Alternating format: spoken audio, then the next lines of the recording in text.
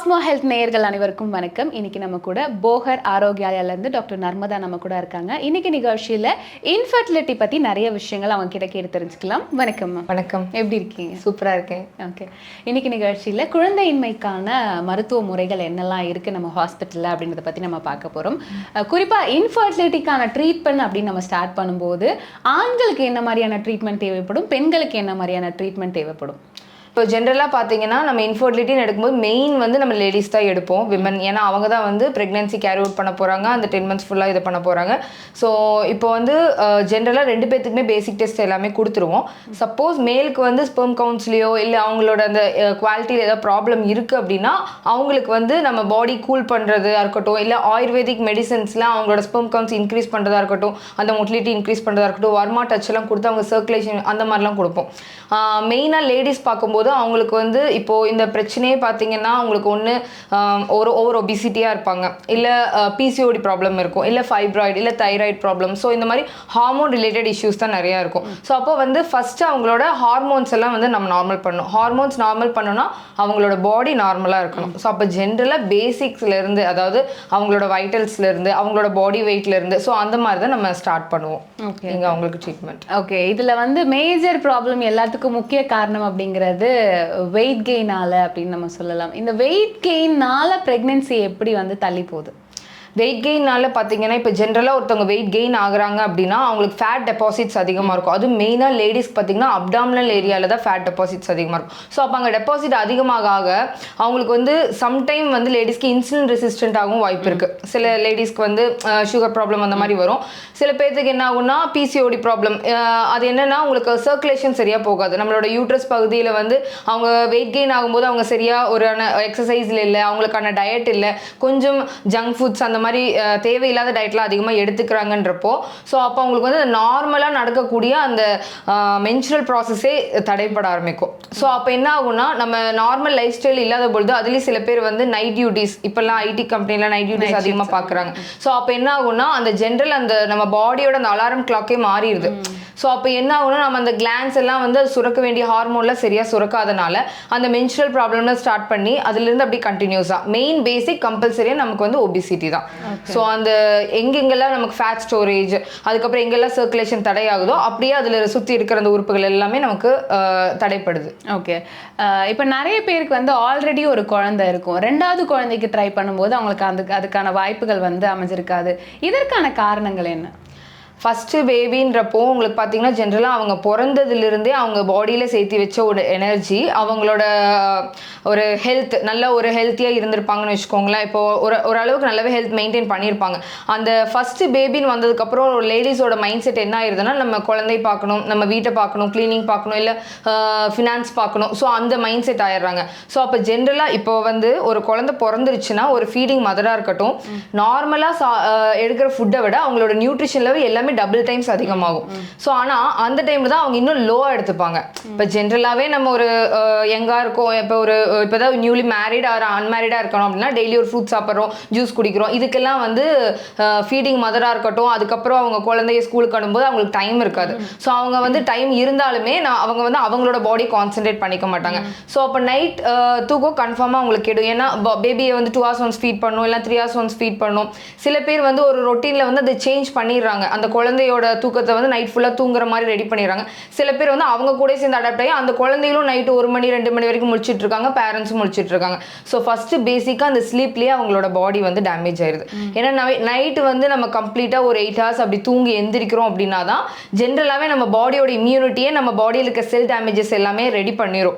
But ஆனால் நம்ம வந்து அந்த தூக்கத்திலே ஃபர்ஸ்ட் ஆஃப் ஆல் நம்மளோட பாடிக்கு எடுத்துடுறோம். அப்போ காலையில் எந்திரிக்கும் போது உங்களுக்கு எப்பவுமே அந்த டயர்ட்லேயே தான் வேலை செஞ்சுட்டு இருப்பாங்க, ரொம்ப ஸ்லோவாக, ரொம்ப லேசினஸாக அப்படியே தான் இருக்கும்.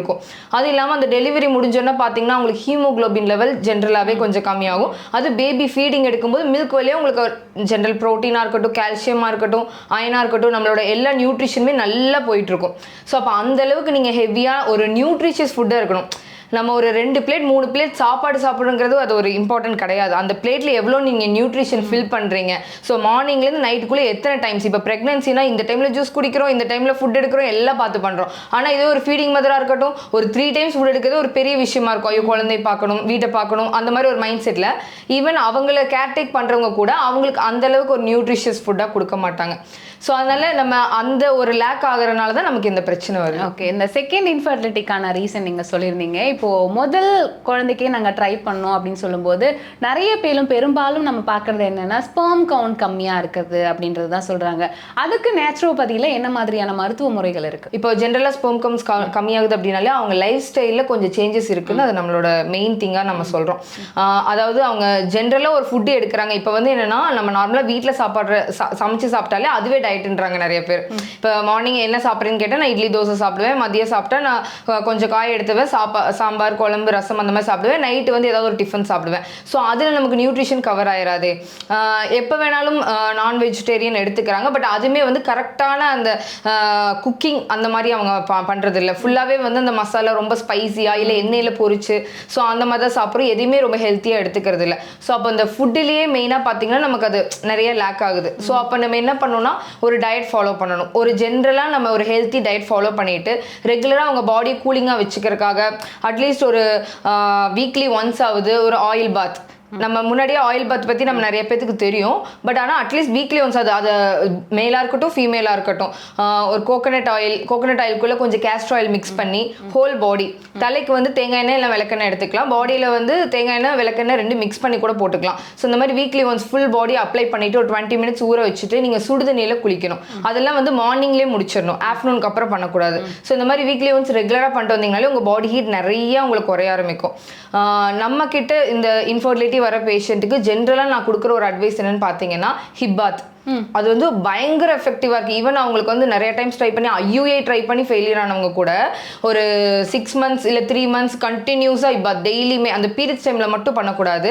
அந்த ஹிப்பாத் டப்பில் வந்து நார்மலாக ஒரு பச்சை தண்ணி அவங்க டேப்பில் வர பச்சை தண்ணி திருகி அதில் ஒரு 20 மினிட்ஸ் அவங்க உட்காந்துடணும். ஸோ அப்போ உட்காந்துட்டு அந்த மெயினாக பார்த்தீங்கன்னா உங்களுக்கு அந்த இடுப்பு பகுதி தான் ஃபுல்லாக நனையும். ஸோ அப்போ வந்து அந்த அடி வயிற்று நல்லா ரப் பண்ணணும். ஒரு 25 டைம்ஸ் 30 டைம்ஸ் அந்த மாதிரி ரப் பண்ணிவிட்டு அதுக்கப்புறம் நார்மலாக ஒரு ரிலாக்ஸ்டாக உட்காந்துக்கலாம். ஸோ அந்த மாதிரி டெய்லியுமே ப்ராக்டிஸ் பண்ணணும். அந்த மாதிரி பண்ணும்போது கரெக்டாக அந்த பெல்விக் ரீஜன் மட்டும் உங்களுக்கு அந்த பாடியில் இருக்கிற ஹீட் எல்லாம் வெளியில் எடுத்துரும். ஸோ அந்த இடத்துல மட்டும் சர்க்குலேஷன் இம்ப்ரூவ் ஆகும். ஏன் பர்டிகுலர் இப்போ ஃபுல் பாடி கூட நம்ம இமர்ஷன் பாத் அந்த மாதிரி எடுக்கலாம். பட் ஆனால் பர்டிகுலராக ஹிப் பாத்னு எடுக்கும்போது இன்னும் யூட்ரஸ்க்கும் அதிக சர்க்குலேஷன் இம்ப்ரூவ் ஆகும். மேலுக்கு பார்த்தீங்கன்னா ஸ்பெர்ம் கவுண்ட்ஸாக இருக்கட்டும்.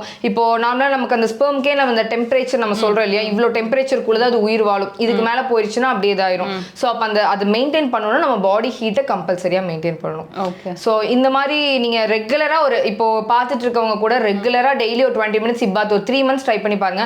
உங்கள் பாடி மட்டும் இல்லாமல் உங்கள் மைண்ட்லேயும் பயங்கர சேஞ்சஸ் ஏற்படும். ஓகே. ஈவன் ஸ்ட்ரெஸ் கூட குறையும். ஓகே, இதனால இன்ஃபர்டிலிட்டிக்கும் இது ஒரு தீர்வா அமையும், மெயின் தீர்வா அமையும். உங்களுக்கு பிரச்சனைகளுக்கு நிறைய தீர்வுகள் இருக்கு. பட் இது ஒன் ஆஃப் த ட்ரீட்மெண்ட், இது ஒன் ஆஃப் த மெயின் ட்ரீட்மெண்ட்னே நம்ம வாட்டர் தெரப்பியில் சொல்கிறோம். ஓகே. ஹிப் பாத். ஓகே, இப்போ இன்ஃபர்டிலிட்டி பற்றி நம்ம பேசும்போது நிறைய பேர் வந்து ப்ரெக்னென்ட் ஆயிடுவாங்க. வித்தின் 2 மந்த்ஸ் இல்லை 3 மந்த்ஸ் 4 மந்த்ஸ்லேயே வந்து அவங்களுக்கு ஆட்டோமேட்டிக்காக அபோர்ஷன் ஆகிடும். இதுக்கு என்ன ரீசன்மா? மெயினாக பிசிஓடி இருக்கிறவங்களுக்கு அந்த மாதிரி இஷ்யூஸ் வருது. ஏன்னா பிசிஓடி ப்ராப்ளம் இருக்கவங்க எல்லாருமே வந்து ஃபெர்டிலிட்டி ஆக மாட்டாங்கன்னு சொல்ல முடியாது. பிசிஓடி வச்சுட்டே ஃபெர்டிலிட்டி ஆயிடுறாங்க.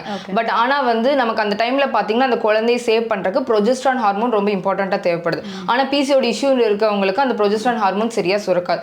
ஸோ அதனால தான் என்ன ஆகும்னா அந்த லேயர் ஃபார்ம் ஆகாமல் டக்குன்னு அதாவது ஒரு கன்ஃபார்ம் பண்ணி 1 மந்த்லேயே திருப்பி அது அபார்ஷனில் பீரியட்ஸ் மாதிரியே அவங்களுக்கு இதாயிரும். ஸோ மெயின் ரீசன் வந்து ஹார்மோன் தான். So PCOD one of the reason. அவங்களுக்கு தைராய்டு ப்ராப்ளம் இருந்தாலும் அந்த இஷ்யூஸ் வர வாய்ப்பு இருக்கு. இது இல்லாமல் உங்களுக்கு வருது அப்படின்னா over stress and work load. Okay, இப்போ இதே மாதிரி ஆண்களுக்கு பார்த்தோம் அப்படின்னா இப்போ வந்து அவங்க வந்து ரொம்ப ஸ்ட்ரெஸ்டாக இருக்காங்க, ஐடியில் ஒர்க் பண்ணுறாங்க அண்ட் லேப்டாப் எல்லாம் மடியில் வச்சு ஒர்க் பண்ணுறாங்க. இதனால் அவங்களுக்கு என்ன மாதிரியான பாதிப்புகள் இருக்குது? இப்போ கொஞ்சம் குறிப்பிட்ட காலங்கள் ஒர்க் பண்ணுறதுனால உடனே எல்லாம் எல்லாத்துக்கும் பாதிப்புகள் வர வாய்ப்புகள் இல்லை. ஏன்னா நம்ம வந்து பை பர்த்லேருந்து நம்ம எடுக்கிற நம்மளோட ஹெல்த் வந்து ஒரு 1 இயர் நம்ம லேப்டாப்பில் ஒர்க் பண்ணால் அந்த வைப்ரேஷனால் நமக்கு கெட்டு போயிடும் போயிடும் அப்படிங்கிறது நம்ம 100% நம்ம சொல்ல முடியாது. ஏன்னா இது வந்து நம்ம லைஃப் ஸ்டைல் ஆயிடுச்சு. இப்போ அதில் இருக்கிறவங்களும் கன்சீவ் ஆக தான் செய்கிறாங்க, நைட் டியூட்டி பார்த்துட்டு குழந்தை பெற்றுக்கிறவங்களும் இருக்க செய்கிறாங்க. இது எல்லாமே டிபெண்ட் ஆன் தேர் பாடியே தவிர அது கரெக்டாக அந்த ப்ரொஃபஷனால மட்டும்தான் நம்மளால குறிப்பிட்டு சொல்ல முடியாது. பட் ஆனால் அவங்க பாடி வீக்னஸாக இருக்குன்ற பட்சத்தில் அதை அவாய்ட் பண்ணுறது ரொம்ப நல்லது. மெயினாக வந்து இந்த ப்ரெக்னன்சி பிளானிங்கில் இருக்கவங்க இல்லை ப்ரெக்னென்ட் ஆயிட்டிங்க அப்படின்னா நைட் டியூட்டிஸ் அவாய்ட் பண்ணிடுங்க. நீங்கள் டே டியூட்டியும் உங்களை கம்ப்ளீட்டாக ஐடியில் அவாய்ட் பண்ண சொல்ல. அதில் நிறைய விமன்ஸ் வந்து அழகாக ஃபுல் ப்ரெக்னன்சி நான் ஹெல்த்தியாக பண்ணி அதை டெலிவர் பண்ணுறவங்களும் இருக்காங்க. ஸோ அந்தளவுக்கு அவங்க பாடியை கொஞ்சம் கேர் பண்ணிப்பாங்க. பட் நைட் டியூட்டி வந்து என்னதான் நீங்கள் பாடி கேர் பண்ணாலும் ஃபுல் நைட்டு ஒரு குழந்தைய வயிற்றுல வச்சுட்டு நீங்கள் வேலை பார்க்குறீங்கன்னா அது அந்த குழந்தைக்கும் நல்லது கிடையாது, உங்களுக்கும் நல்லது கிடையாது. நிச்சயமா நம்மளுடைய லைஃப் ஸ்டைலில் ஃபுட் அப்படிங்கிறது ரொம்ப முக்கியமான ஒரு விஷயமா இப்போ நம்ம பார்க்குறோம். இன்றைக்கி நிறைய ஃபாஸ்ட் ஃபுட் ஆகிடுச்சு.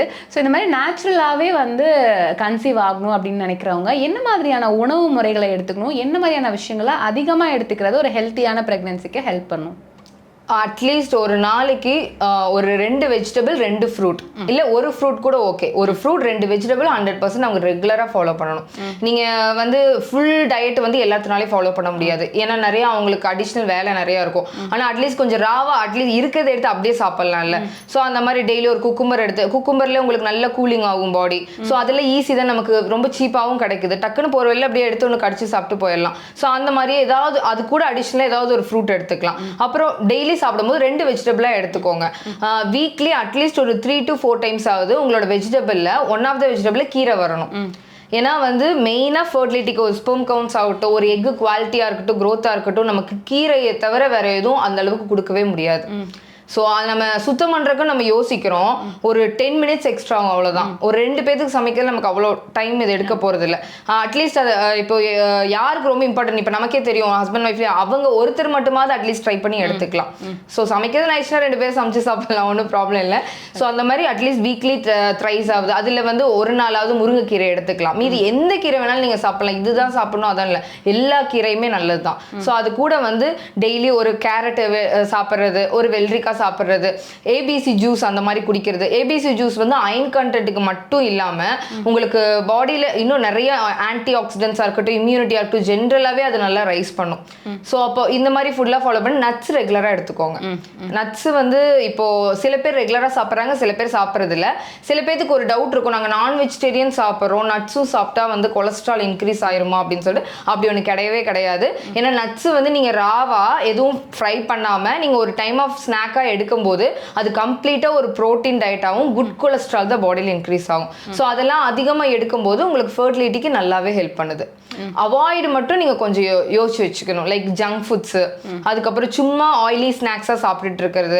ஏன்னா வெயிட் மேனேஜ்மெண்ட் நமக்கு ரொம்ப முக்கியம், அதெல்லாம் சாப்பிடும்போது அதிகமாயிரும். ரெண்டாவது கார்போஹைட்ரேட் அதிகமாக எடுத்துக்கக்கூடாது.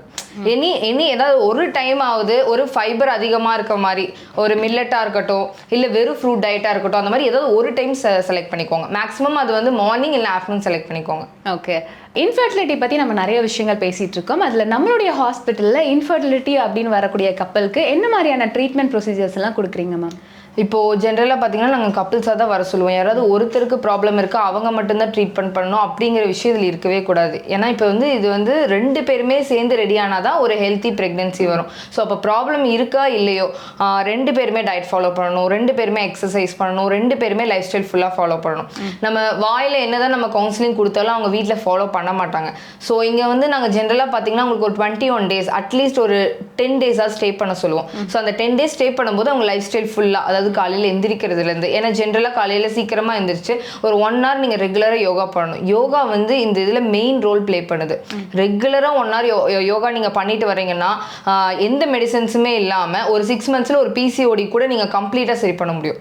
ஸோ அந்தளவுக்கு யோகா எஃபெக்டிவாக இருக்குது. ஸோ அதனால் 2 பேருக்குமே வந்து யோகா சொல்லி கொடுத்துருவோம். ஸோ அப்படியே ரொட்டீனாக அவங்களுக்கு ட்ரீட்மெண்ட்ஸ் எல்லாம் போகும். மெயினாக பார்த்தீங்கன்னா அவங்களோட பாடியை கூலிங் பண்ணணும். ஸோ அதுக்காக வந்து பாடி சர்க்குலேஷன் இம்ப்ரூவ் பண்ணணும். ஸோ மசாஜ் கொடுப்போம். பஞ்சகர்மாவில் பார்த்தீங்கன்னா தக்கரதாரா அப்படின்னு சொல்லிட்டு ஒரு தெரப்பி இருக்குது. ஸோ அது 2 பேர்த்துக்குமே நாங்கள் கொடுப்போம். ஸோ 2 பேருமே அதை ப்ராக்டிஸ் பண்ணும்போது அவங்களுக்கு கொஞ்சம் பாடி நல்லா ஃப்ரெஷ்ஷாக, அந்த ஹீட்லாம் ரெடியூஸ் ஆகி ஸ்ட்ரெஸ் ஃப்ரீயாக ரொம்ப ரிலாக்ஸ்டாக ஃபீல் பண்ணுவாங்க, ரொம்ப லைட்டாக இருக்க மாதிரி ஃபீல் பண்ணுவாங்க. ஸோ அப்படியே கண்டினியூஸாக அவங்களுக்கு பர்டிகுலராக லைக் சில கப்பிள்ஸ் வந்து ஒபிசிட்டி பிரச்சனையாக இருப்பாங்க, சில பேர் வந்து பிசிஓடி ப்ராப்ளமாக இருப்பாங்க. ஸோ அப்போ அது என்ன பிரச்சனையோ அதுக்கானது கான்சென்ட்ரேட் பண்ணுவோம். லைக் இப்போ யூட்ரஸுக்கு தான் ப்ராப்ளம் அப்படின்னா யூட்ரஸ் ரிலேட்டட் பஞ்சகர்மா தெரப்பிஸ் இங்கே நிறைய இருக்குது. ஸோ அவங்களுக்கு அது பர்டிகுலராக கான்சென்ட்ரேட் பண்ணி மெயினாக டயட், காலையில் எழுந்திரிச்சதில் நைட் தூங்க வரைக்கும் 6 times டயட் இருக்கும், நேச்சுரல் டயட். ஸோ அது எல்லாமே இங்கே சாப்பிட்டு நம்ம பழகிட்டோம்னாலே வீட்டுக்கு போய் ஃபாலோ பண்ணுறதுக்கு அவங்களுக்கு ஈஸியாக இருக்கும். ஸோ அது கூட இங்கே வந்து 1 hour அவங்களுக்கு வந்து கவுன்சிலிங் மாதிரி ஒரு மைண்ட் ரிலாக்ஸேஷன் மாதிரி ஒரு செஷன் கொடுப்போம். ஈவினிங் வந்து அது எல்லாருமே செய்து எல்லா பேஷண்ட்ஸ் எல்லாருமே அட்டன் பண்ணுவாங்க. ஸோ அப்போ வந்து அவங்களோட மைண்ட் எந்த அளவுக்கு அதில் ரெடி ஆகணுமோ அந்த தேவையில்லாத அந்த எமோஷன்ஸ் எல்லாம் இருக்குது இல்லைங்களா, அதெல்லாம் வெளியில் எடுத்து அவங்க மைண்ட் எல்லாம் ரிலாக்ஸ் பண்ணுறதுக்கு அந்த இது ரொம்பவே எஃபெக்டிவாக இருக்கும். ஸோ அந்த செஷன்ஸ் வந்து அவங்க இங்கே மட்டும் இல்லாமல் வீட்லேயும் போய் அட்டன் பண்ணுற மாதிரி அவங்களுக்கு ஆன்லைன்லேயும் நாங்கள் கொடுக்குறோம். இது கம்ப்ளீட்டாக ஃப்ரீயாகவே கொடுக்குறோம். ஸோ இது எல்லாமே சேர்த்து அவங்க காலையிலேருந்து நைட் வரைக்கும் ஒரு ரொட்டீனாக தூங்குற வரைக்கும் எல்லாமே ப்ராக்டிஸ் பண்ணும்போது அவங்க வீட்டில் போய் பண்ணுறதுக்கு ரொம்பவே எஃபெக்டிவாக இருக்கும். இன்னைக்கு லைஃப் ஸ்டைலில் எல்லாருக்கும் ஸ்ட்ரெஸ் அப்படிங்கிறது ரொம்ப காமனான ஒரு விஷயமா இருக்குது. இந்த ஸ்ட்ரெஸ்ஸுனால இன்ஃபர்டிலிட்டி ஏற்படுறதுக்கு வாய்ப்புகள் இருக்கா? கன்ஃபார்மாக இருக்குது. ஏன்னா ஸ்ட்ரெஸ்ஸு வந்து ஒன் ஆஃப் த மெயின் ரீசனில் வந்து நம்ம ஸ்ட்ரெஸ் சொல்கிறோம். பாடி எவ்வளோ முக்கியமோ அந்த அளவுக்கு மைண்டும், அவங்க பாடி ஆர்கன்ஸ் எல்லாம் நல்லா இருந்தால் கூட நீங்கள் கன்சீவ் ஆகிறது தடைப்படுறதுக்கு வாய்ப்புகள் இருக்குது. மெயினாக இதில் பார்த்தீங்கன்னா ரிலேஷன்ஸ் வந்து ரொம்ப சப்போர்ட்டிவாக இருக்கணும். லைக் இன்லாஸ் அந்த மாதிரி நம்ம வரும்போது நம்ம வந்து ஒரு 1 year ஆயிடுச்சு அப்படின்னாலே புஷ் பண்ணுவாங்க. 1 year ஆயிடுச்சு நீங்கள் இன்னும் கன்சீவ் ஆகலை அப்படின்றது நமக்கு தேவை குழந்தை தான், அவங்கள ஸ்ட்ரெஸ் பண்ணுறது கிடையாது. ஸோ அப்போ எந்த அளவுக்கு நம்ம அவங்களோட மைண்ட் செட்டை ஃப்ரீயாக வச்சுக்கிறோமோ அந்த அளவுக்கு அவங்களுக்கு அது ஃபாஸ்ட்டாக இதாகும். ஸோ அதனால் அவங்க லேடிஸ் ட்ரை பண்ணுறவங்க இருக்கட்டும், அவங்கள சுற்றி இருக்கிறவங்களா இருக்கட்டும், எப்பவுமே நம்ம அந்த ப்ராசஸ் போயிட்டு இருக்கணும். நம்மளோட ஹெல்த்தை நம்ம மெயின்டைன் பண்ணிக்கணும். பட் ஸ்ட்ரெஸ் மட்டும் இருக்கக்கூடாது, எக்ஸ்பெக்டேஷன்ஸ் இருக்கவே கூடாது. ஸோ அப்போ உங்களுக்கு கன்ஃபார்மாக ஒரு நாள் சர்ப்ரைஸ் கிடைக்கும். நிச்சயமா. ஸோ இன்னைக்கு நிகழ்ச்சியில் இன்ஃபர்டிலிட்டிக்கு இயற்கை முறையில் கருத்தரிக்கிறதுக்கு என்ன மாதிரியான விஷயங்கள் பண்ணணும், என்ன மாதிரியான விஷயங்கள் பண்ணக்கூடாது அப்படின்றத பற்றி எங்களுக்காக தெளிவான விளக்கம் கொடுத்தீங்க. ரொம்ப நன்றி. தேங்க்யூ.